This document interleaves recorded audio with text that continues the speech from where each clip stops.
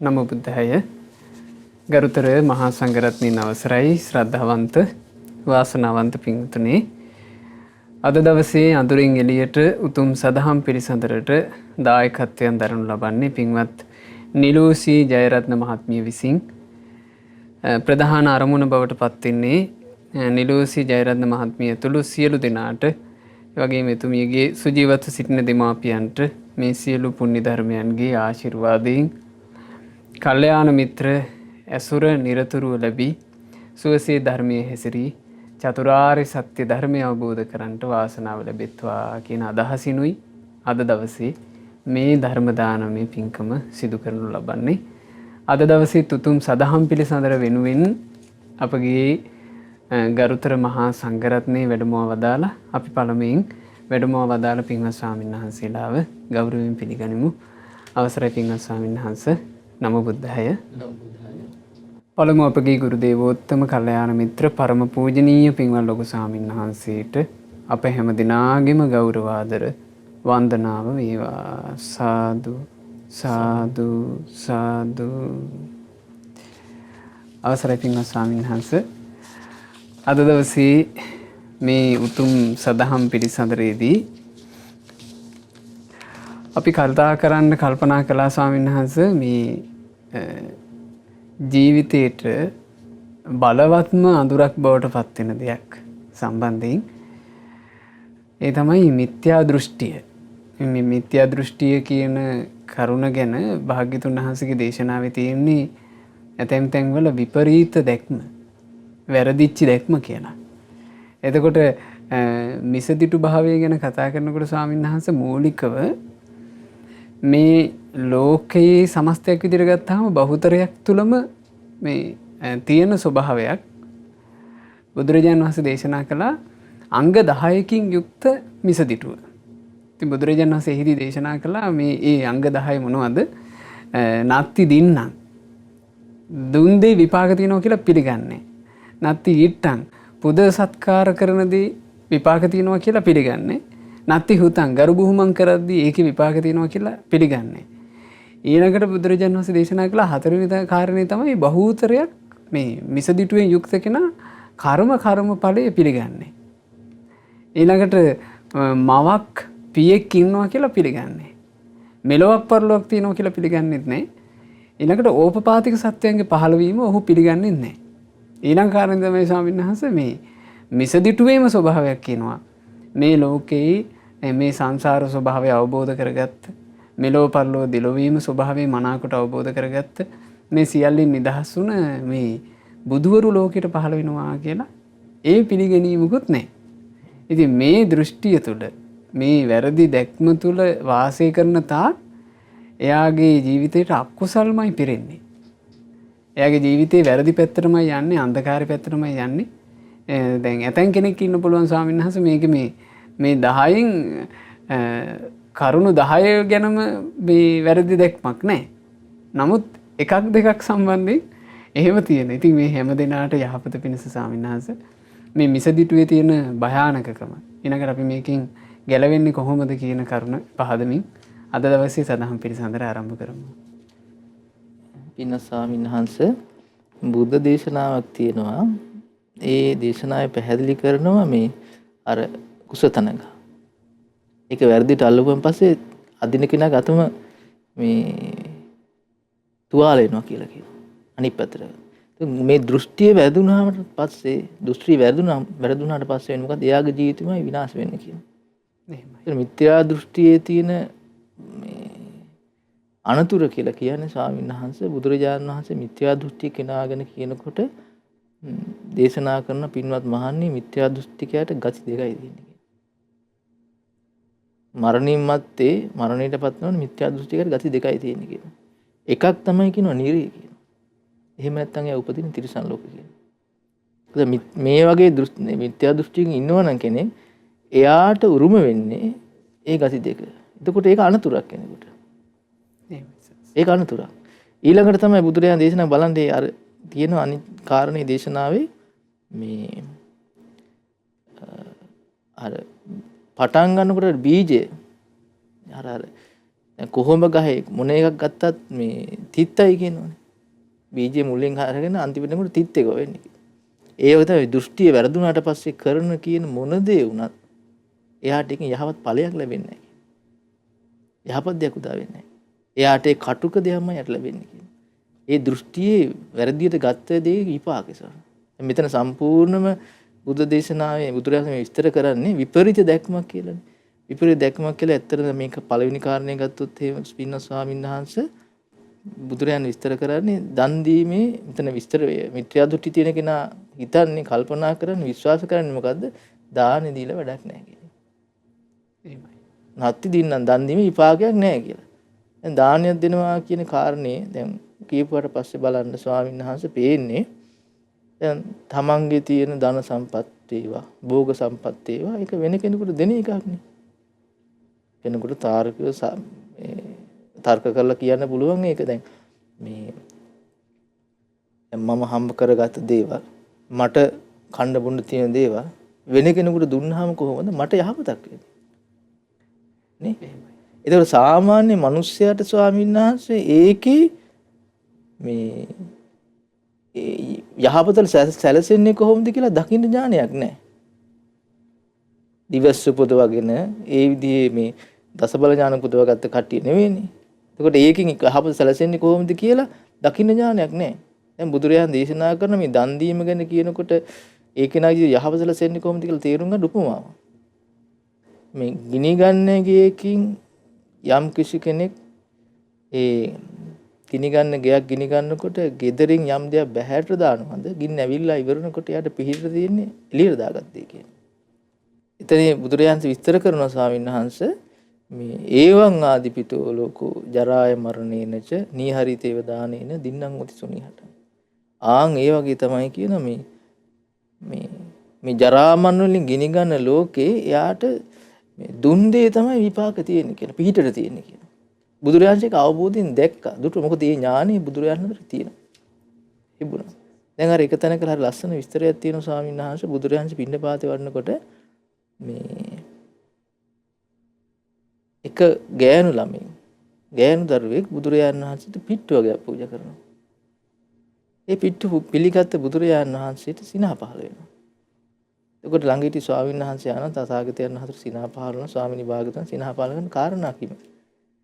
එතකොට බුදුරජාණන් වහන්සේ පැහැදිලි කරන පින්වත් භික්ෂුව දුටුවද ඔබ මේ තථාගතයන් වහන්සේට මේ පිට්ටු පූජා කරපු දැරිවිය?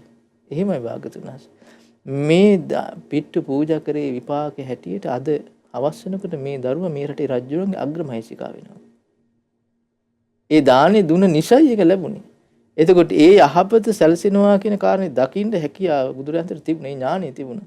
සාමාන්‍ය කෙනාට නෑ සාන. එහෙමයි. එතකොට ඒ සත්‍ය දකින්න ඥානෙ නෑ. ඒ දකින්න නැති නිසා Taman නොතේරෙන නිසා අනේ මේම කියලා හරියන්නේ කියලා හිතනවා. ඒක වැරදි. මොකද සත්‍ය වූ දෙයක් සිදු වෙන දෙයක් මේ ලෝකේ පවතින දෙයක් එයා නැහැ කියලා පිළිගන්නේ. නැහැ කියලා විශ්වාස කරන්නේ. එයාගේ දැක්ම වැරදි. ඒ නිසා ඒ වැරදි දෘෂ්ටියෙන් කටයුතු කරන තා එයාට ඒක මුල් කරගෙන යහපතක් නම් වෙන්නේ නැහැ.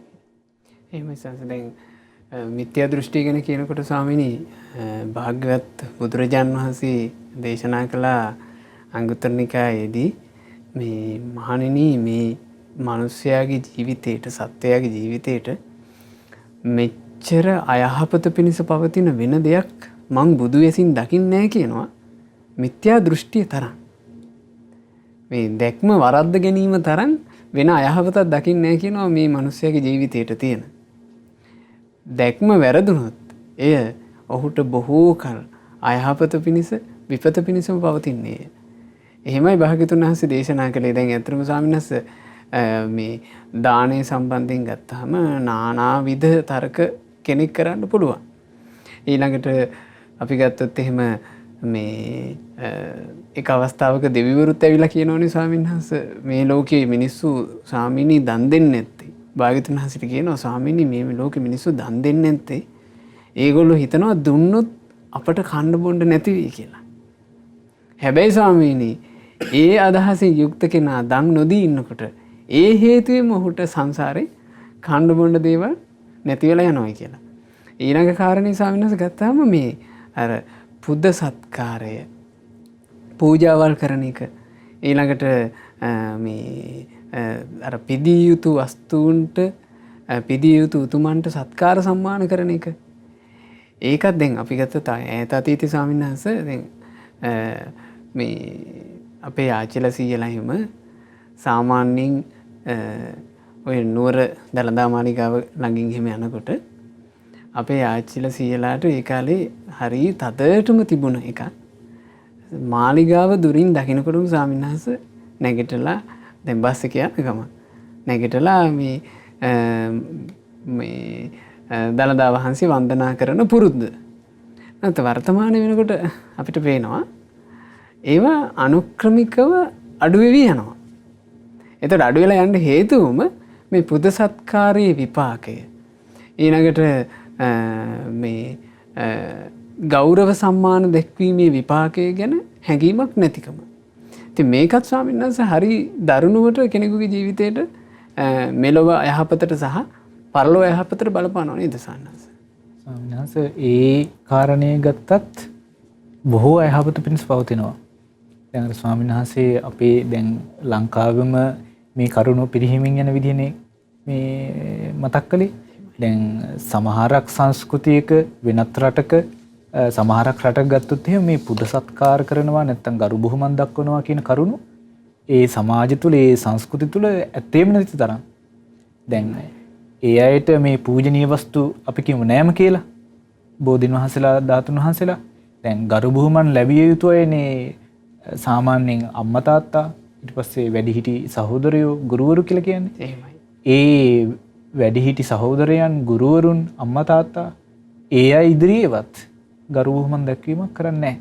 එතකොට මේ හැම කෙනෙක්ම මේ තමන් හා සමානයි කියන තැනට ඇවිල්ලා ඉන්නවා. දැන් ගුරුවරු ගත්තොත් එහෙම ඒ අය යම් වැටුපක් අරගෙන තමයි උගන්වන්නේ. ඉතින් අපි මොකද ගරු කරන්නේ කියන වගේ තැනට එනවා. එහෙමයි සර්. එතකොට මේ වගේ මේ මිත්‍යා දෘෂ්ටිය තුලටම බැස ගනිමින් ඉන්නවා. ඉතින් එතකොට ඒක මෙලොව පරලොව දෙකටම යහපත පිණිස පවතිනවා. ස්වාමීන් වහන්සේ දැන් අර පළවෙනි කාරණේ ගත්තත් දන් දීමේ විපාක නැත කියන මිත්‍යා දෘෂ්ටියට ආපු ගමන් ඉස්සෙල්ලම Taman දන් දෙන්නේ නැහැ. ඊළඟට තව කවුරු හරි දන් දෙනවා නම් ඒකත් වළක්වන්නනේ හදන්නේ. ඒකටත් ගරහනවා. අහවල් එක්කට මේ දන් දෙනවද? Taman ළඟ තියෙනවා නම් Taman කාලා බීලා ඉන්න බෑ. එතකොට අර තව කෙනෙක්ට ලැබෙන්න තියෙනවා නම් යමක් ඒකත් වළක්වනවා. එතකොට ස්වාමීන් වහන්සේ මේ මිත්‍යා දෘෂ්ටිය නිසා වෙන අයහපත ස්වාමීන් වහන්සේ දැන් මේ පුද සත්කාර කිරීමේ ගරු බුහුමන් දැක්වීමේ ප්‍රතිඵල බොහොම ලස්සනට සඳහන් වෙලා තියෙනවා ස්වාමීන් වහන්සේ. මේක සිදුවීමක් තියෙනවා ලංකාවේ අනුරාධපුර යුගයේ වෙච්ච සිදුවීමක්. දැන් අපි අහලා තියෙනවානේ රුවන්වැලි සෑය ඉදි කරද්දී දුටුගැමුණු රජුරෝ මේ කාටවත් නොමිලේ කටයුතු කරන්න දුන්නේ නැහැ කියනවා. ඒ කියන්නේ යම් කෙනෙක් යම් වැඩක් කරනවාද ඒ හැම කෙනෙකුට මේකට යම් ගෙවීමක් කළා කියනවා. එතකොට මොකද රජුරු එහෙම කල්පනා කළේ මේ කාටත් හිංසාවක් නොකර මේ මහාසෑය ඉදි කරන්න ඕනෙන්ද. ඉතින් මේ රුවන්වැලි මහාසෑයෙම එක කාන්තාවක් එක උපාසිකාවක් වැටුපක් ලබා ගන්න සේවිකාවක් විදිහට වැඩ කරලා තියෙනවා. හැබැයි ස්වාමීන් වහන්සේ මේ පුද සත්කාර කිරීමේ ගරු බුහුමන් දැක්වීමේ ප්‍රතිඵල ඇත කියන සම්මා දිට්ඨිය තුල හිටියා. ඒ නිසා තමන් වැටුපක් ලබනවා තමයි. හැබැයි ඒක කළේ බොහෝම ගෞරවයෙන් බොහෝම පැහැදීමෙන් මේ බුදුරජාණන් වහන්සේ උදෙසා ඉදි කරන මහා සෑයයි මේ බුදුරජාණන් වහන්සේගේ ධාතුන් වහන්සේලා වඩා හිඳවන මහා සෑයයි කියන අදහසින් ඒ පැහැදීමෙන් ගරු බුහුමන් දක්වමින් තමයි ඒ සේවය කළේ. මේ සේවා කටයුතු වල විපාක ස්වාමීන් වහන්සේ වැටුපකුත් ලබා ගත්තා. දැන් රජුරු වැටුපක් නොගෙන ඉන්න දුන්නෙත් නෑනේ. ඉතින් මේ උපාසිකාව මේ සේවිකාව මරණින් මත්තේ උපන්නේ දෙවියන් අතර. ස්වාමීන් වහන්සේ දැන් රුවන්වැලි මහා සෑය දැන් වැඩ නිම කළා. වැඩ නිම කළා පස්සේ කාලේ දවසක එකල ඉඳලා තියෙනවා මහා සීවලී කියලා ලංකාවේ රහතන් වහන්සේ නමක්. එතකොට මේ රහතන් වහන්සේ රුවන්වැලි මහා සෑය වඳින්න රාත්‍රියේ ඒ කියන්නේ අඳුර වැටිගෙන එන වෙලාවට උන්වහන්සේ සෑය ළඟට ගියා වැඩම කළා. එතකොට ස්වාමීන් වහන්සේ දැන් සෑයේ ළඟ මිනිස්සු ගොඩාක් ඉන්නවා. ඉතින් මේ රහතන් වහන්සේ හිතුවා මම මේ මිනිස්සු ටිකක් පිටත් වෙලා ගියාට පස්සේ මම නිමේ හැනහිල්ලේ පාඩුවේ මට වඳින්න පුළුවන්. මම එතකන් මේ වැලි මළුවේ වැඩ ඉන්නවයි කියලා උඩින්ම සලපතල මළුවනේ වැලි මළුවේ අයිනේ තිබිලා තියෙන රුක්කත්තන ගහක්. මේ රුක්කත්තන ගස් එවනේ භාවනා කරමින් වැඩ හිටියා. ඉතින් රාත්‍රිය උදා වෙන මිනිස්සු ටික ටික පිටත් වෙලා ගියා. දැන් මිනිස්සුන්ගෙන් හිස් වුණා මළුව. එවලේ මේ රහතන් වහන්සේ භාවනාවෙන් නැගිටලා රුවන්වැලි මහසෑය ළඟට වැඩිය වන්දනා කරන්න. එතකොට මහා ආලෝකයක් එකපාරට මතු වුණා. එතකොට මේ රහතන් වහන්සේ බලලා තිනවා මේ මොකද්ද මේ එකපාරට ආලෝකය කියලා. එතකොට ඒ ආලෝකයක් විදිහට පැමිණලා තින්නේ දිව්‍යාංගනාවක්. ඉතින් මේ දිව්‍යාංගනාව මහසෑයට වන්දනා කළා. එවලේ අර රහතන් වහන්සේ මේ දිව්‍යාංගනාවකින් අසා සිටියා දෙව්දුව නුඹ මේ මහා ආනුභාව සම්පන්නයි. මහා දිව්‍ය ආශ්චර්යයකින් යුක්තයි. නුඹ මොන වගේ පිනක් කළද මේ මෙබඳු ජීවිතයක් ලබා ගත්තේ? එතකොට මේ දිව්‍යාංගනාව අර මහා සීවලි මහරහතන් වහන්සේට වන්දනා කළා කියා ඉඳලා තියෙනවා අනේ ස්වාමීනි මම මනුස්ස ලෝකේ ඉන්න කාලේ මේ රුවන්වැලි සෑය හදන කාලේ දුටුගැමුණු රජතුමා මම මේ සෑයේ වැඩ කරපු සේවිකාවක්. මම මේ සෑය හදන තැන වැටුපක් ලබමින් වැඩ කරමින් හිටපු සේවිකාවක්. ස්වාමීනි හැබැයි මම බොහොම ගෞරවයෙන් කළා ඒක. මම පුද සත්කාර ඇත. එහි විපාක ඇත. බුදුරජාණන් වහන්සේ උදෙසා බුදුරජාණන් වහන්සේගේ මහා සෑය උදෙසා සේවා කටයුතු කිරීමේ ප්‍රතිඵල ඇත කියන අදහස තුල ඉඳලා බොහොම ගෞරවයෙන් බොහොම ශ්‍රද්ධාවෙන් තමයි කළේ. ස්වාමීනි මම පඩියක් ගත්තා. හැබැයි මම අර ගෞරවයෙන් සදහැසිතින් මෙහි විපාක මට ලැබෙනවා කියන අදහසින් කරපු නිසා ස්වාමීනි මම මනුස්ස ජීවිතය අවසන් කරනකොට මේ දිව්‍ය ජීවිතය ලබා ගත්තා. ස්වාමීනි මේ තමයි පුද සත්කාර කිරීමේ නැත්තම් ගරු බුහුමන් දැක්වීමේ සේවා කටයුතු කිරීමේ ප්‍රතිඵලය කියලා ප්‍රකාශ කළා.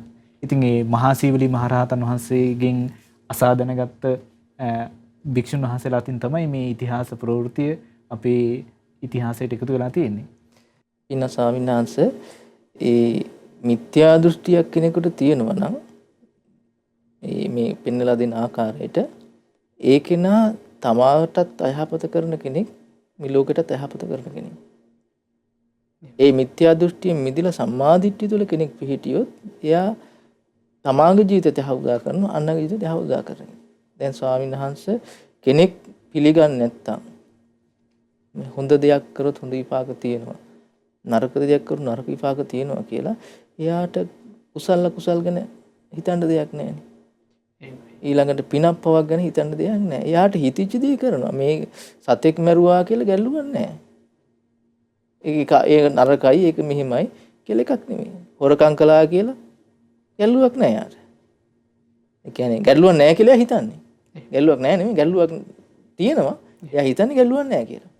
මොකද ඒක නිසා වෙන්නේ මොකද ඒක කරන්න ලැජ්ජාවක් හටගන්නේ නැහැ. මම මේ කරන්නේ වැරදි දෙයක් කියලා මේ කරොත් මට දුක් විපාක ඇති වෙනවා කියලා ඒවා මේ නොකර ඉන්න මහන්සි ගන්නෑ. ඒ වගේ තමයි හොඳ පැත්තට ගත්තොත් දාන ටිකක් දෙන්න මිනිසුන්ට උපකාර කරන්න. එතකොට ඒ වගේ යහපත් දේවල් කරන්න එයා හිතන වෙන මේවා කරා කියලා යහපතක් වෙනවා කියලා පිළිගන්නේ නැහැ. එහෙමයි. එතකොට සම් මෙහෙම කටයුතු කරනකොට ඒ දැන් ලෝක ඉතිහාසය බැලුවත් ස්වාමීන් වහන්සේ මේ ලෝකේ යම් මොනවා හරි අර්බුදයක් ඇදිලා තියෙනවා. සමහර මහා යුද්ධ හටගෙන තියෙනවා. මේ මූලික වෙලා තියෙන මේ සම්මාදිට්ඨිය නැතිකම. හේතු වෙලා තියෙන්නේ සම්මාදිට්ඨිය නැතිකම. ඒතකොට මේ මිත්‍යා දෘෂ්ටිය මූලික වෙලා මේ යුද්ධ හටගෙන තියෙනවා. සමහර මහා විනාශ මහා සංහාර වෙලා තියෙනවා මේ ලෝකේ. ඊළඟට ඒතකොට මේ පේන හැමතැනම අර්බුදයක් ගැටලුවක් මේ බයක් ඇති ගැනීම ඔක්කොම ඇති වෙලා තියෙන්නේ මේ මිත්‍යා දෘෂ්ටි කාරණා නිසා. ඒක නැත්තම් සම්මාදිට්ඨිය පිහිටපු කෙනෙක් නිසා නම් ඒ කවදාවත් වෙන්නේ නැහැ ස්වාමී. මොකද සම්මාදිට්ඨිය කියලා කියන්නේ ප්‍රඥාවට අයිතිකාරයන්නේ. එහෙමයි සර්. එතකොට ඒක තියෙනවා නම් එයා ජීවිතේ මේ ලෝකයේ තියෙන අර්බුදේ බය ඇති ගැනීම කියන එක දුරු කළා දානවා මිසක් ඒක වැඩි දියුණු කරන කෙනෙක් වෙන්නේ නැහැ. එහෙමයි සර්. දැන් ඔය කාරණේ ගත්තම සාහනස දැන් වර්තමාන වෙනකොට අර निराගමික කියලා 아무තු කාණ්ඩයක් දැන් ඇත්තටම ලෝකේ ඒක හැදිලා තියෙනවා. මේ සුන්දර ධර්මයේ පහස ලැබූ ලංකා භූමියටත් ඔය निराගමික කියලා එකක් අරගෙන ඉන්න යම් ප්‍රයත්නයක් තියෙනවනේ. මේක ඇතුලේ සම්පූර්ණ මේවා තියෙන නිසා නම් දැන් මට මතකයි එක අවස්ථාවක මේ විශ්වවිද්‍යාලයක ඉන්න දරුවෝ ටිකක්ම අපිත් එක්ක කතා කරද්දී ඒගොල්ලන්ගේ හිත ඇතුලේ මේවා කොච්චර ප්‍රබලව හිත ඇතුලට ගිහිල්ලාද කියන්නේ ස්වාමීන් වහන්සේ අපිත් එක්ක කතා කරනකොට මෙහිම අපිත් එක්ක අහනවා මේ ස්වාමීන් වහන්සේ දැන් බුදුරජාණන් වහන්සේගේ ධර්මයේ කියලා කියන්නේ ගඩොල් ගොඩවල් වලට පළතුරු පූජා කරන එකද කියලා මගෙන් මෙහෙම ඇහුවා. එතකොට මේ කාරණේ කියනකොටම ස්වාමීන් වහන්සේ මම මොකටද මේක කියන්නේ කියලා මට තේරුණා. දැන් අර මේ අපේ අසපු සංචිතෙන් අපි කරානේ බොහොම ලස්සන පින්කමක් ඇත්තනම සැදැහැවතුන්ලා සාදුකාර දිදී අනුමෝදන් වෙච්ච පින්කම මේ සේරුවිල මංගල මහා සෑරජාන් වහන්සේ සමීපේ පළවැල පූජාව කළානේ. මේ පළවැල පූජාව බලන් ඉඳලා තමයි මෙයා මේක මේ කියන්නේ. දැන් එතකොට මම මේක නිකන් අර මෙහෙම කියද්දිම මම මෙයාගෙන් කිව්වා මේ ගඩොල් ගොඩකට පළතුරු පූජා කරනවා කියන එක මට තේරුන්නේ නැහැ කොහොම. ඊට පස්සේ නෑ හාමුදුරනේ අර මීට ටික දවසකට කලින් කළේ කියලා කිව්වා. මම එතකොට මෙයාට කිව්වා මේ ඉතින් මේ වල කැම්පස් වල ඉගෙන ගන්නයි නේද? මට හරි පුදුමයි. ඕගොල්ලෝ මේ ඔය සාමාන්‍ය අධ්‍යාපන රටාවට අනුව ගිහිල්ලා ඔච්චර විශ්වවිද්‍යාල අධ්‍යාපනයකටත් සමීපට ගිහිල්ලා ඕගොල්ලෝ ගාව සාමාන්‍ය දැනීමවත් නැති එක ගැන මට හරි කනගාටුයි. මොකද ගඩොලින් ගඩොල එකතු කරලා තමයි ගෙයක් හදන්නේ. ගේ හැදුවට ගේ හැදුවයින් පස්සේ ඕගොල්ලෝ ඒ ගෙදෙට්ට කියන්නේ ගෙදර කියලාද ගඩොල් ගොඩ කියලාද කියලා කොහොම. එතකොට මම නිරුත්තර වුණා.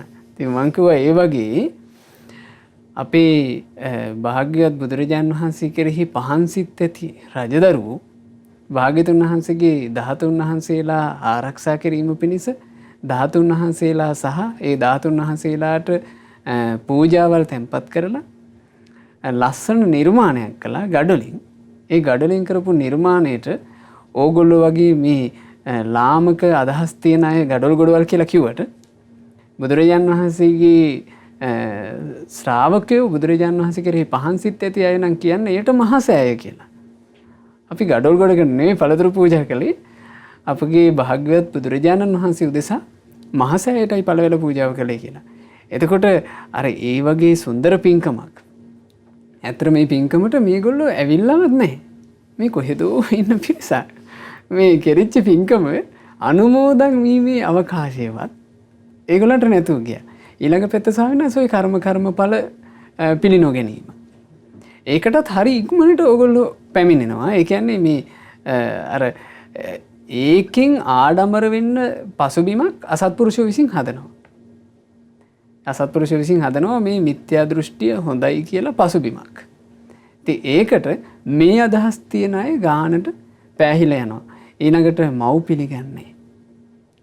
පියා පිළිගන්නේ. දැන් අම්මා කියලා ගත්තත් ඉතින් සාමාන්‍ය ස්ත්‍රීන් වගේමනේ. ඉතින් මොකද විශේෂයක්? තාත්තා කියලා ගත්තත් සාමාන්‍ය පුරුෂයෝ වගේමනේ. මොකටද විශේෂයක්?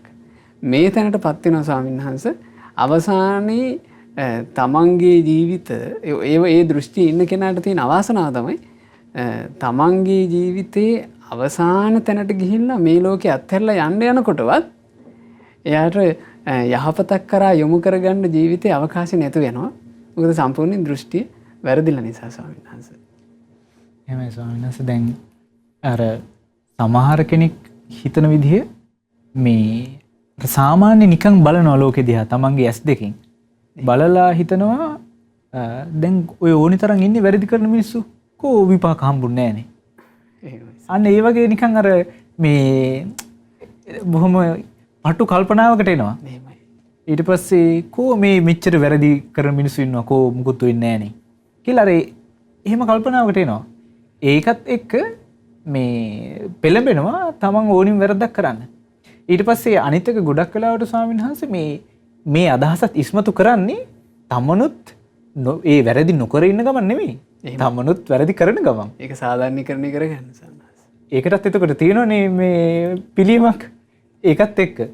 ඊට පස්සේ ඒ වගේම මේ අර निराගමික කියන අදහස දැන් සමහර රටක ස්වාමීන් වහන්සේ ගත්තොත් ජනගහණයෙන් භාගයකට වඩා අර සංඛ්‍යා ලේඛන වලම තියෙන්නේ निराගමිකයි කියලා. ආගමක් නැහැ.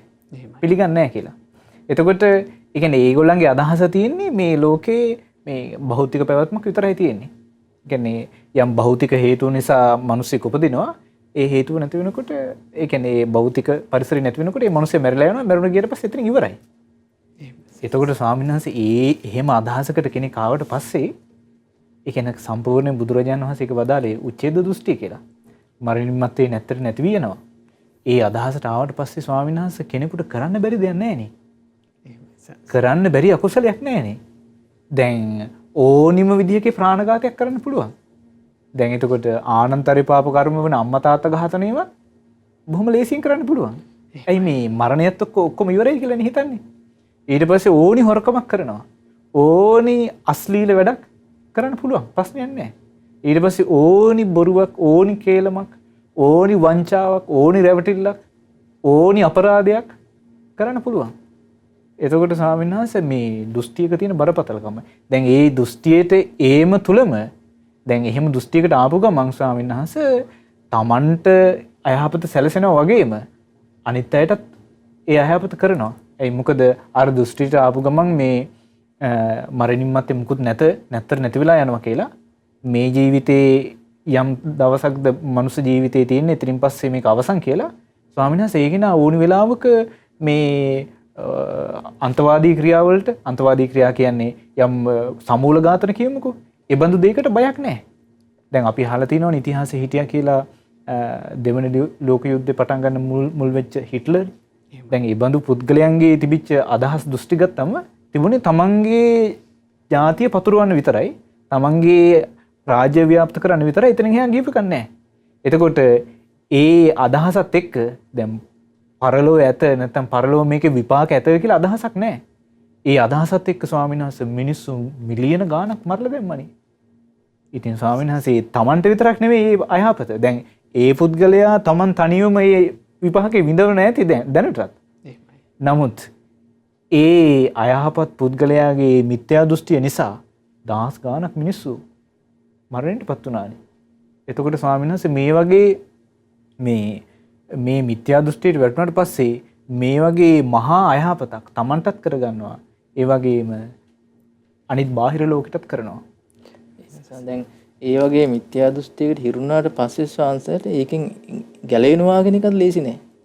දැන් අර බුදුරජාණන් වහන්සේ එක තැනක දේශනා කරන මක්කලි ගෝසාල ගැන. මක්කලි ගෝසාලත් ඔය කතාවක් කියනවනේ. මේ ලෝකෙ මේ එහෙම කන්නේ මේ ශරීරයේ පස් වලට යන අතර මාතුන් හටගත් මේ ශරීරයේ පස් වෙලා යනවා. ඉතින් ටික ආත්මේ උඩට යනවා. එතනින් ඉවරයි ඔක්කොම. මේ ගංගානම් ගඟ දිගේ බිලි කපාගෙන ගියා සිදුවෙන පාපයක් නැහැ. ඒ වගේ දන් දීගෙන ගියා කියලාත් මහා සිදුවෙන විශේෂ පිනකුත් නැහැ. මෙහෙමයි කියලා විස්තර කරනවා. දැන් බුදුරජාණන් දේශනා කරනවා දැන් ඒ වගේ දෘෂ්ටියකට අහුනට පස්සේ එළියට එනවා කියන එක ලේසි නෑ කියලා. බුදුරජාණන් දේශනා කරන මාළු අල්ලන්න දන්න කෙමක එහෙමයි. ඒකේ මාළු ඇතුළ රිංගුණාට පස්සේ උට එළියට එන්න බෑ. එළියට එන්න බෑ. ඉතින් මේ ලෝකෙම ඉන්න සත්‍යයට කියන්නේ බොහෝ දෙනෙක්ට වෙලා තියෙන මොකද්ද? ඒ වගේ දෘෂ්ටි ගණනාවක්. ඒ කියන්නේ සත්‍ය තේරෙන්නේ නැහැ. වැරදි මේ ලෝකේ නොපවතින අසත්‍ය උදය සත්‍ය හැටියට පිළි අරගෙන ඉන්න. ඒකට ඒ පිළිගැනීම තුල තමයි කටි කටතු කරන්නේ. දැන් ඕපාතික සත්‍යෝ කියලා જાතියක් මේ ලෝකේ ඉන්නවා. දැන් බුදුරජාන්සේ බුදු නුවණින් දුටුවා ඕපාතික සත්‍ය, ඕපාති උපතක් ගැන. මේ දිව්‍ය ලෝකවල දිව්‍යවරු උපදින්නේ ඕපාතික කියන. නිරේ පෙරේත ලෝකේ මේ සත්තු ඒ සත්‍ය උපදින ඕපාතික කියන. ඒව ඒ විතරක් නෙවෙයි බුදුරජාණන් දේශනා කරනවා සමහර මේ මනුස්ස ලෝකෙත් සමහර උපස්සිද්ධ වෙන ඕපාතික කියන. එතකොට මේ ඒක මේ ලෝකේ පවතින යථාර්ථය. එහෙමයි. සත්‍ය උදයක්. එතකොට අර සාමාන්‍ය දැන් භෞතිකවාදී ලෝකේ දැන් බටහිර වෛද්‍ය විද්‍යාවයි කියලා අනේ මේ විද්‍යාව කොහොමත් එක්ක ඔලුවට දාගත්ත ලෝකේ ඒ කට්ටියට මැහෙන් දැකලා ඔප්පු කරලා පෙන්නන සමීකරණ හදලා ඒක සමානයි මේ B කියලා පෙන්නනකම් එහෙම එකක් නැහැනේ. පිළිගන්න ස්වභාවයක් නැහැනේ. එතකොට අර බුදුරජාණන් වහන්සේ මේ බුදුවින් දැකපු දේ මේ ලෝකෙට පෙන්ලා දුන්න මෙහෙම දෙයක් තියෙනවා. ඒක පිළිගන්නේ නැහැ. මේම දෙයක් මේ ලෝකේ තියෙනවා පරලොවක් තියෙනවා කියලා පිළිගන්නේ නැහැ.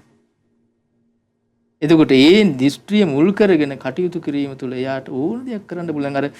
අර විදිහ අදහසක් මේ ලෝකේ මිනිස්සු අර මක්කලි ගෝසාල කිව්වා වගේ කොච්චර මරාගෙන ගියත් ගැල්ලුවක් නැහැ. සිද්ධ වෙන පාපයක් නැහැ කියලා කියට පස්සේ මැරුව කියලා ගැල්ලුවක් නැහැ, නරකක් වෙන්නේ නැහැ.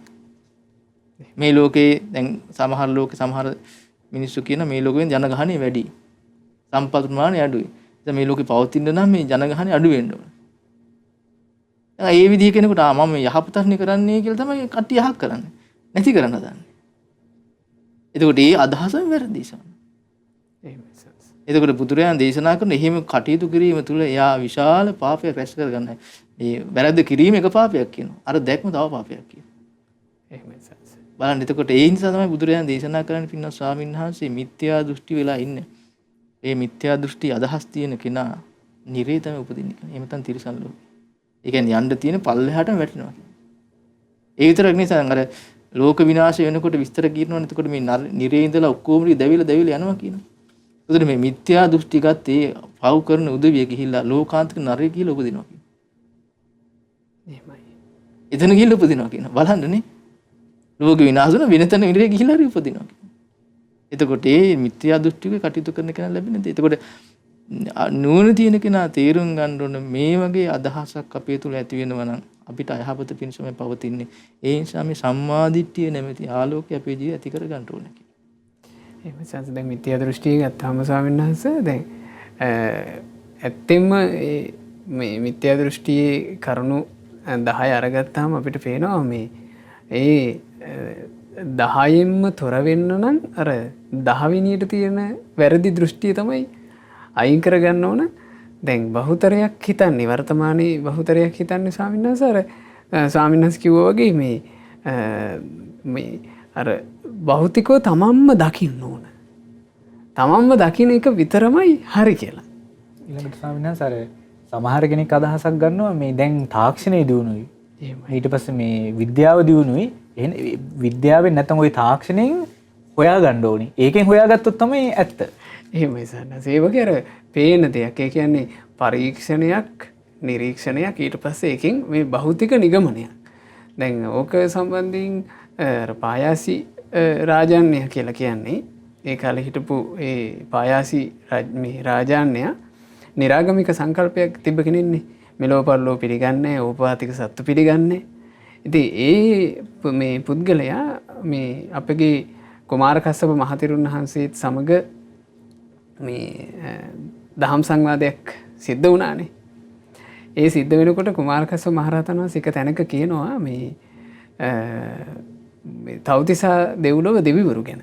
කියනවා තවතිසාවේ දෙවිවරු ඉන්නවා. ඒ දෙවිවරුන්ට මෙහෙම දීර්ඝායුෂ තියෙනවා කියලා. එතකොට පායාසි රාජන්‍ය කියනවා මේ ස්වාමීනි ඔබ වහන්සේ දැන් ඔහොම කියනවා. තවතිසා කියලා දෙව්ලොවක් තියෙනවා අය. එහි මෙහෙම දීර්ඝායුෂ තියෙන දෙවිවරු ඉන්නවායි කියලා. ඉතින් අපි ඔබ දැක්කේ නැහැ. අපි පිළිගන්නේ නැහැ ඕක කිව්වා. එතකොට මේ කුමාර කස්සප මහරහතන් වහන්සේ හරි ලස්සන කතාවක් කිව්වා. මම ඔබට මෙහෙම කියන්නම් මහරජා මේක මෙහෙම තේරුම් ගන්න කියලා. උපතින්ම අන්ධ මිනිස්සෙක් ඉන්නවා. ඒ අන්ධ මිනිසයාට පාට මුකුත් පේන්නේ නැහැ. ඇස් පේන මිනිස්සු කියනවා අර අසවල් එක රතු පාටයි. අසවල් දෙය කහ පාටයි කියලා කියනවා. කියද්දී අර ඇස් දෙකම පේන්නේ නැති පුද්ගලයා කියනවා මේ මොන බොරුද? එහෙම පාට කොහෙද තියෙන්නේ? තියෙනවා නම් මට පේන්නේ නැපයි.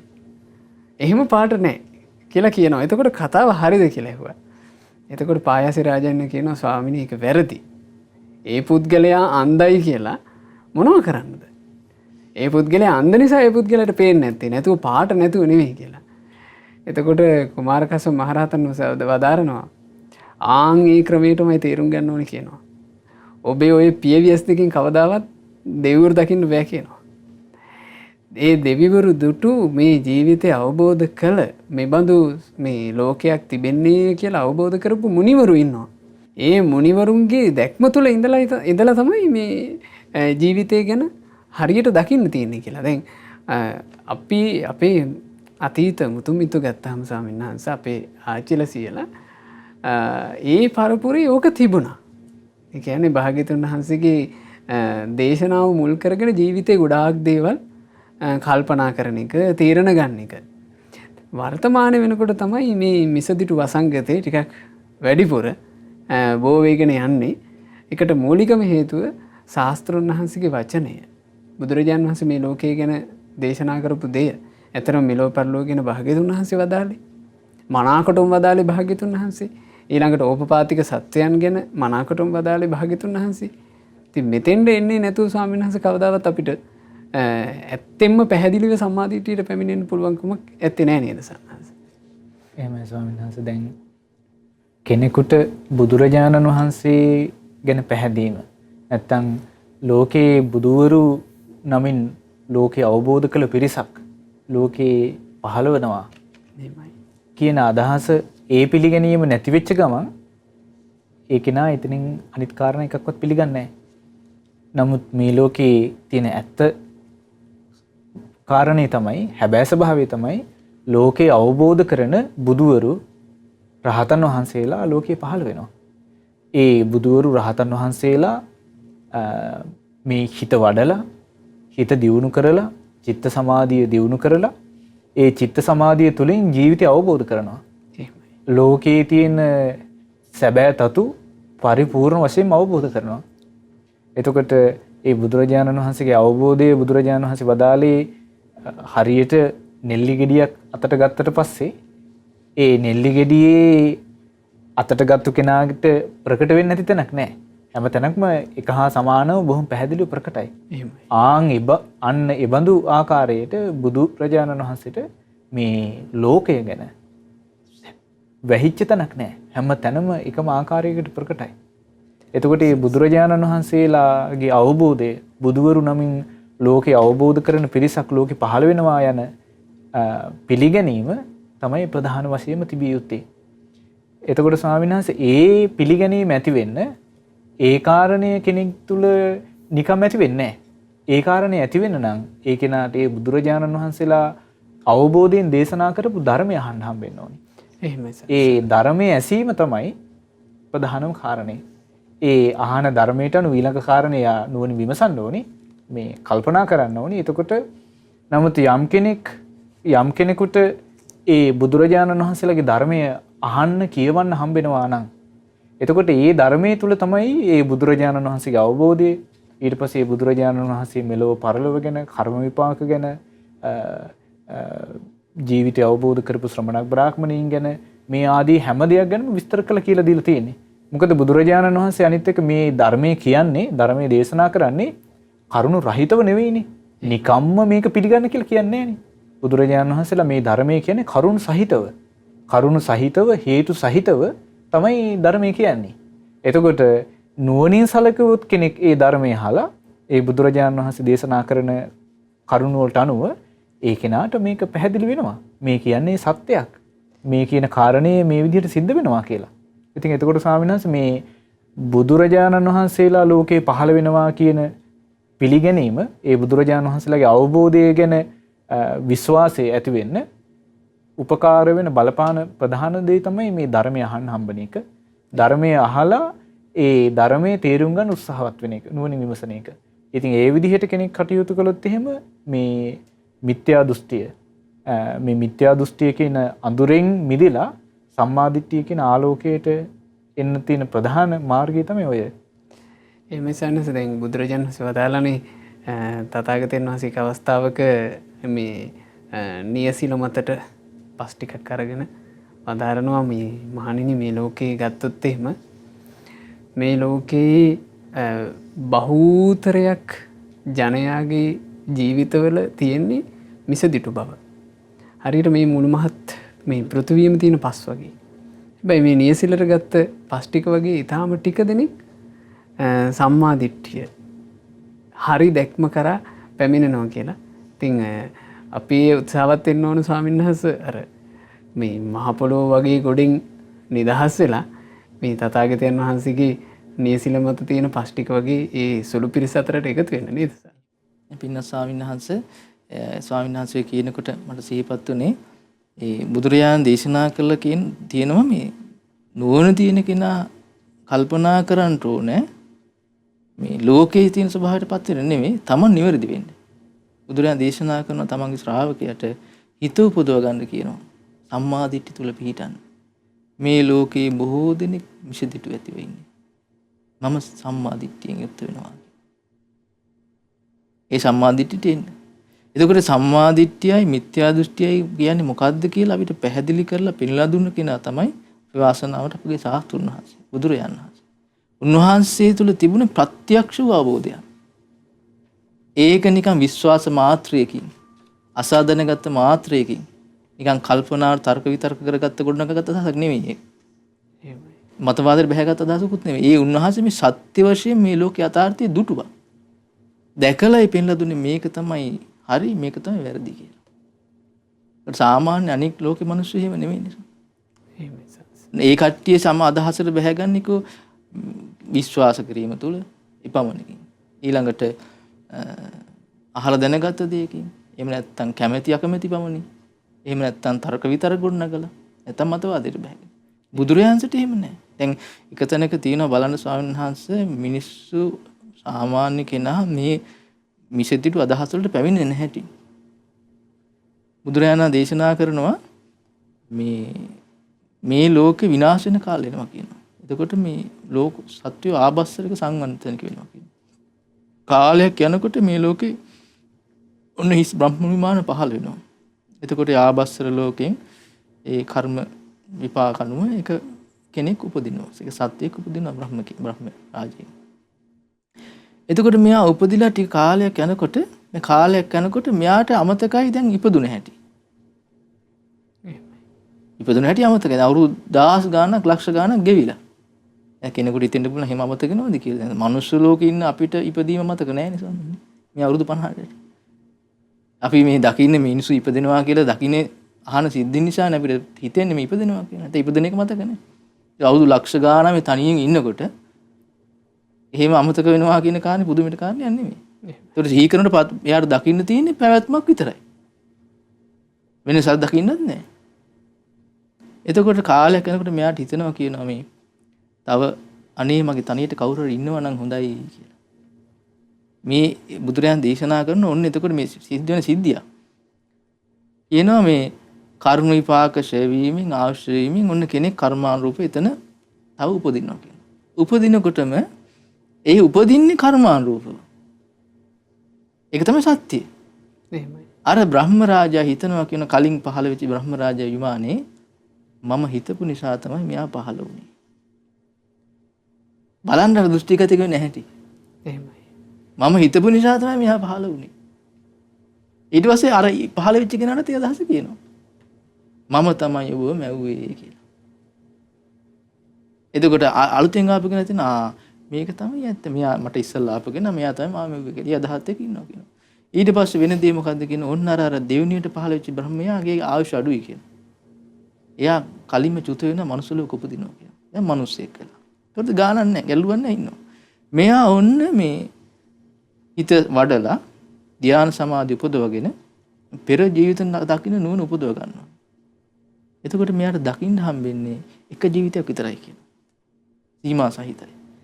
කලින් එක ජීවිතයක් විතරයි යාට දකින්න තියෙන්න පුළුවන් කියනවා. කලින් ජීවිතයක් විතර දැක්කට පස්සේ මෙයාට දකින්න පුළුවන් අර බ්‍රහ්ම ලෝකෙ හිටපු හැටි. බ්‍රහ්ම ලෝකෙ මොන අදහසින්ද හිටියේ කියලා මෙයා දැන් දකින්න මොකද්ද? මාව මැව්වා මේ අහවලා විසින්. එතකොට එයා දැක්කා මාව මවලා තියෙන්නේ. එනනම් මේ සත්‍යය මවන්නේ මේ මහා බ්‍රහ්මයාය. එතකොට එයා හිතේ අදහසක් ගොඩනගා ගන්නවා. එයා හැබැයිවටම ඇත්ත ඒ කලින් ජීවිත බ්‍රහ්ම ලෝකෙ හිටපු එක. හැබැයි ඒක ඒ අද්දකී මුල් කරගෙන මෙයා හිතින් මතවාදයක් ගොඩනගා ගන්නවා. එහෙනම් මේ ලෝකේ මවන කෙනෙක් ඉන්නවා අය. බලන්න ස්වාමීන් වහන්සේ මේ මිනිස්යන්ගේ සිත් සතන් සකස් වෙලා තියෙන හැටි අර කැරකිලා මිත්‍යා දෘෂ්ටියට මේ යන්නේ. ඒ වැරදි අදහසට. ඉතින් බුදුරජාණන් වහන්සේ ඕක නොකීවා නම් දැන් හිතන්න අපේ ජීවිතවල අපි කෙනෙක් ඔන්න ඒ වගේ සමාජයක් උපදින කලින් ජීවිත දකින්නකොට ඔය වගේ සිද්ධියක් දකින්න හම්බෙනවා. ඒකට ඒ දෘෂ්ටියට අහු වෙන්න තමයි අවස්ථාව තියෙන එකෙන් ගැලවෙන්න නෙමෙයි. එහෙමයි. නේ? ඉතින් බුදුරජාණන් වහන්සේ සම්බුදුන් වුණින් දැක්ක මෙහෙම දේවල් මේ ලෝකේ වෙනවා. ඒකෙන් මිදිලා මේ සම්මාදිට්ඨිය තුල පිහිටන්නේ කොහොමද කියලා උන්වහන්සේ අපිට අනුකම්පම් පෙන්නලා දීලා තියෙනවා. එහෙමයි සන්නස් අපි ඒකේ දක්ෂකම කැටි කරගන්න ඕන සම්මාදිට්ඨියට පැමිණෙන්න සහ ඊළඟ කාරණේ තමයි ස්වාමීන් වහන්සේ සම්මාදිට්ඨිය ගැන අභිමානයක් අපිට තියෙන්න ඕන. ඒ අභිමානයත් එක්ක අපිට පුළුවන් අපේ ජීවිත කාලය ඇතුළේ මේ සම්මාදිට්ඨිය තුළම ශක්තිමත්ව පිහිටලා ඉන්න මිසදිටුවන්ගේ නොයෙක් නානාවිධ අදහස් වලට නැමෙන්නේ නැතුව මට මතක එක අවස්ථාවක එක මේ තරුණයෙක් අපිත් එක්ක කතා කරනකොට මගෙන් ඇහුවා මේ ස්වාමීනි මේ දෙවිවරු ඉන්නවද කියලා මගෙන් ඇහුවා. කොහොමද දෙවිවරු කියලා කොටසක් මේ ලෝකේ ඉන්නවා. ඔබ වහන්සේ දැකලා තියෙනවද කියලා. මම කිව්වා නෑ මම දෙවිවරු ඇස් දෙකෙන් දැකලා නෑ. ඒකට එහෙනම් ඔබ වහන්සේ කියන එක පිළිගන්න බෑ. මේ ඔබ වහන්සේ ඇස් දෙකෙන් දැකලා නැත්නම් ඔබ වහන්සේ කොහොමද කියන්නේ දෙවිවරු ඉන්නවා කියලා. මම කිව්වා ඔයා කියන්නේ දෙවිවරු නෑ කියලාද? ඊට පස්සේ මම කවදාවත් ඇස් දෙකෙන් දැකලා නෑ. ඒ නිසා දෙවිවරු නෑ කිව්වා. මම කිව්වා මං කියන්නේම දෙවිවරු ඉන්නවා කියලා. කියලා ආයෙ පාරක් කිව්වා. ඇයි ඔබ වහන්සේ එහෙම කියන්නේ කියලා ඇහුවා. මම එතකොට කිව්වා මේ ලෝකේ තියෙනවා මිත්‍යා දෘෂ්ටිය සහ සම්මාදිට්ඨිය කියලා දෙකක්. ওই දෙක ගැන අපේ ශාස්ත්‍රුන් වහන්සේ බුදුරජාණන් වහන්සේ අපිට වදාලා. ඒකේ මිත්‍යා දෘෂ්ටිකයා තමයි දෙවිවරු පිළිගන්නේ නැත්තේ. සම්මාදිට්ඨිය තියෙන කෙනා දෙවිවරු ආදී ඕපපාතික සත්තු පිළිගන්නවා. ඔයාට පුළුවන් නම් මිත්‍යා දෘෂ්ටිය ඇතුලේ ওই විදිහට ඉන්න.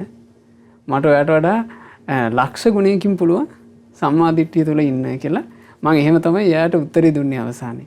ඒ නිසා ස්වාමීන් වහන්සේ අපිට ඇත්තටම අපේ සම්මාදිට්ඨිය කියන්නේ ස්වාමීන් වහන්සේලා කියපු කාරණාවලින්ම පැහැදිලි වෙනවා මේ ලෝකේ යන ක්‍රමෙන් බේරිලා හරි දැක්මකට එනවා කියලා කියන්නේ ඒක ලොකු වාසනාවක්. ඉතින් ඒ වාසනාව සුපින්වත් ඔබ හැම දිනාට මේ බණ පදහන ඔබ හැම දිනාටත් උදා වෙලා තියෙනවා. ඒ නිසා පින්වතුනි මේ මිත්‍යා දෘෂ්ටි අදහස් සියල්ල තමන්ගේ හිතෙන් ඉවත් කරගෙන සම්මාදිට්ඨියට පැමිණෙන්නත් ඒ සම්මාදිට්ඨිය ගැන අභිමානයෙන් වාසය කරන්නත් දක්ෂ වෙන්න. මේ ලෝකේ දම්පැන් පූජා කිරීමේ විපාක තියෙනවා. පුද සත්කාර කිරීමේ විපාක තියෙනවා. ගරු බුහුමන් දැක්වීමේ විපාක තියෙනවා. කර්මඵලවල විපාක තියෙනවා.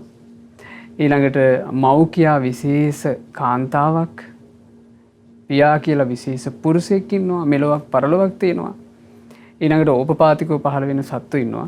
ඊළඟට මේ ලෝකේ සියල්ල දුටු සියල්ල අවබෝධ කළ සම්බුදුවරු ඉන්නවා කියන උතුම් සම්මාදිට්ඨියට පැමිණෙන්න. ඉතින් මිත්‍යා දෘෂ්ටි කියන අන්ධකාරයෙන් තමන්ගේ ජීවිත ගලවාගෙන සම්මාදිට්ඨිය කියන ආලෝකයට පැමිණෙන්න ඔබ හැම දිනාටත් වාසනාව ලැබෙත්වා කියලා අපි සෙත් ප්‍රාර්ථනා කරනවා. අද දවසේ මේ උතුම් සදහම් පිළිසඳරෙන් රැස් වුණා වූ සියලු පුණ්‍ය ධර්මයන් සක්දෙව් රජුන් ප්‍රධාන සියලු දෙවියෝ සතුටින් අනුමෝදන් වෙත්වා. අපගේ ඉෂ්ඨකාමී හිතකාමී සියලු දෙවිවරුත් පින් අනුමෝදන් වෙලා දෙවියෝ දිව්‍ය සැපයෙන් වැඩෙත්වා. දෙවියන්ගේ රැකවරණ අප හැම දිනාට නොඅඩුවම සලසත්වා. සාදු සාදු සාදු. ගුරු දේවෝත්තම කල්යාණ මිත්‍ර පින්වත් ලොකු ස්වාමීන් වහන්සේට මේ සියලු පින් අනුමෝදන්ව නිදුක් නිරෝග සුව දීර්ඝායුෂ සැලසේවා. ගෞතම සාසනය තුලම චතුරාර්ය සත්‍ය ධර්මය පරිපූර්ණ වශයෙන්ම අවබෝධ කරගන්නට වාසනාව ලැබෙත්වා. සාදු සාදු සාදු. රැස් කළා වූ සියලු පුණ්‍ය ධර්මයන් අද දවසේත් මේ උතුම් සදහම් පිළිසඳරට වැඩම කොට අපේ ජීවිතයේ මිසදිටු බවින් ගලවා ගැනීම පිණිසත් සම්මාදිට්ඨිය උපදවා ගැනීම පිණිසත් උපකාරී වෙන බොහෝ ධර්ම කාරණාවන් පැහැදිලි කළ අපගේ පින්වත් ස්වාමීන් වහන්සේලාට මේ සියලු පින් අනුමෝදන්ව නිදුක් නිරෝග සුව දීර්ඝායුෂ සැලසේවා. සුවසේ ගෞතම සාසනය තුල චතුරාර්ය සත්‍ය ධර්මය අවබෝධ කරගන්නට වාසනාව ලැබෙත්වා. සාදු සාදු සාදු. ඒ වගේම රැස් කළා වූ සියලු පුණ්‍ය ධර්මයන් අද දවසේ මේ ධර්ම දානමය පින්කම සිදු කරන පින්වත් නිලෝසී ජයරත්න මහත්මිය ඇතුළු පවුලේ හැම දෙනාගේ නමින් මිය ගිය සියලු ඥාතීන්ට මේ සියලු පින් අනුමෝදන්ව ඥාතීන්ගේ පරලෝ ජීවිතේ ඒකාන්තයෙන්ම සැපයට පත්වෙත්වා කියන අදහසින් ඥාතීන්ට පින් අනුමෝදන් කරන්න. පින්වත් නිලෝසී ජයරත්න මහත්මිය ඇතුළු අද ධර්ම දානමය පින්කම සිදු කරන සියලු දෙනාටත් සුජීවත සිටින දෙමාපියන්ටත් පවුලේ හැම දෙනාටත් මේ සියලු පින් අනුමෝදන් වෙත්වා. ඒ වගේම ශ්‍රද්ධා මාසික ධර්ම දාන සමාජිකවන්ටත් ශ්‍රද්ධා කාර්ය මණ්ඩලයේ සියලු දෙනාටත් සුපින්වත් ඔබටත් මේ සියලු පින් අනුමෝදන්ව නිරතුරුව ජීවිතයට උතුම් වූ කල්යාණ මිත්‍ර ඇසුරම ලැබෙත්වා. සුවසේ ධම්මග දියුණු කරගන්න සුවසේ පින් කරගන්න අවකාශ සැලසෙත්වා. පින්වතුන්ලා කරන කියන රැකී ආරක්ෂා ආදියත් දරුවන්ගේ අධ්‍යාපන කටයුතු ආදියත් ਸਰව ප්‍රකාරයෙන්ම සාර්ථක වෙත්වා. ගෞතම සාසනය තුල හැම දිනාට ධර්ම අවබෝධ කරන්ට වාසනාව ලැබෙත්වා. හැම දෙනාටම තෙරුවන් සරණයි. නමෝ බුද්ධාය. මෙවැනි වටිනා ධර්මදේශනා ශ්‍රවණය කිරීමට ශ්‍රද්ධා ඩේලි YouTube චැනලය සබස්ක්‍රයිබ් කරන්න.